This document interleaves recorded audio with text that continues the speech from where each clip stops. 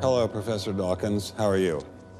I'm Ben Stein. I'm so sorry to keep you waiting. How are you? Fine, thank you.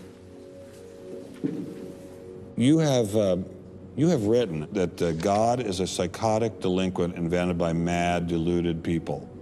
No, I didn't say quite that. I said something rather better than that. Oh, well, please tell us what you said. Please tell us what you said. Well, I would have to read it from the book. No, please.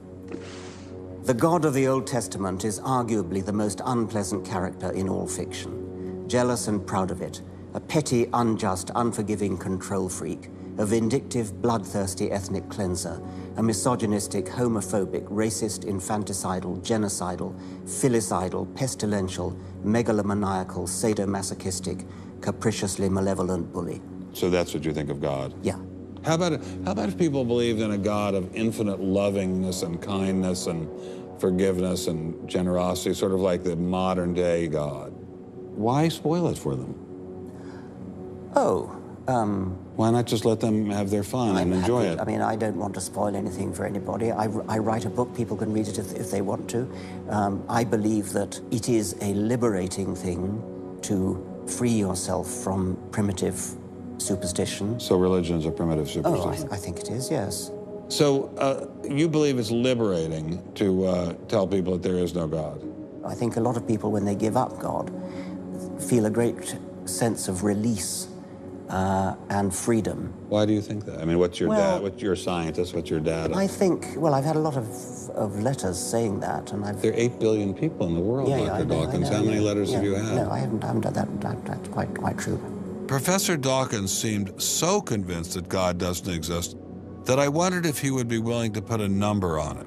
Well, it's hard to put a figure on it, but I mean, I put it as something like, 99% against or something. Well, how do you know it's 99% against, say, and not 97%? No, I did. You asked me to put a figure on it, and I'm not comfortable putting a figure on it.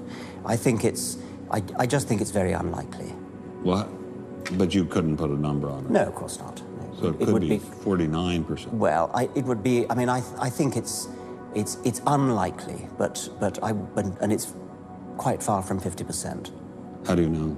I don't know. I mean, I put an argument in the book. Well, then who did create the heavens and the earth? Why do you use the word who? You see, you immediately beg the question by using the word who. Well, then how did it get created?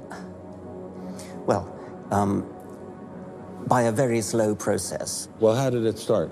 Nobody knows how it started. We know the kind of event that it must have been. We know the sort of event that must have happened for the origin of life. And what was that? It was the origin of the first self-replicating molecule. Right. How did that happen? I told you we don't know. So you have no idea how it started? No. Nor has anybody. Nor has anyone else.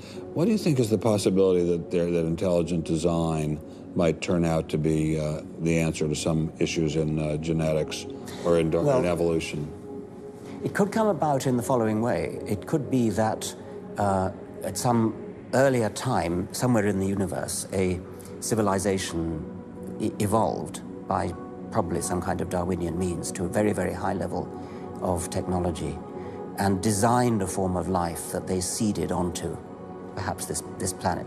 Now, that is a possibility and an intriguing possibility. And I suppose it's possible that you might find evidence for that if you look at the details of biochemistry, molecular biology. You might find a signature of some sort of designer. Wait a second. Richard Dawkins thought intelligent design might be a legitimate pursuit?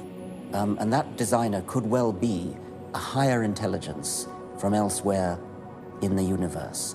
Well, but that higher intelligence would itself have had to have come about by some explicable or ultimately explicable process. It couldn't have just jumped into existence spontaneously. That's the point. So Professor Dawkins was not against intelligent design, just certain types of designers, such as God.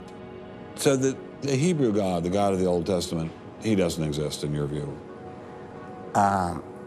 Certainly. I mean, that would be a very unpleasant prospect. And the Holy Trinity of the New Testament, nothing like that. Do you believe in any of the Hindu gods? Like Vishnu? How can you ask such a question? You don't, right? How could I? I mean, why would I, given that I don't believe in any others? You don't believe in the Muslim God? No. I mean, why do you even need to ask? Well, I just wanted to be sure. So you don't believe in any God anywhere? Any God anywhere would be completely incompatible with anything that I've said. I assume. Yeah. I just wanted to make sure you don't believe in any God anywhere. No. What if after you died you ran into God? He said, "What have you been doing, Richard? I mean, what have you been doing? I've been trying to be nice to you. Yeah. I gave you a multi-million-dollar paycheck over and over again with your book, and look what you did." Bertrand Russell had that point put to him, and he said something like, "Sir, why did you take such pains to hide yourself?" But if the intelligent design people are right, God isn't hidden. We may even be able to encounter God through science, if we have the freedom to go there. What could be more intriguing than that?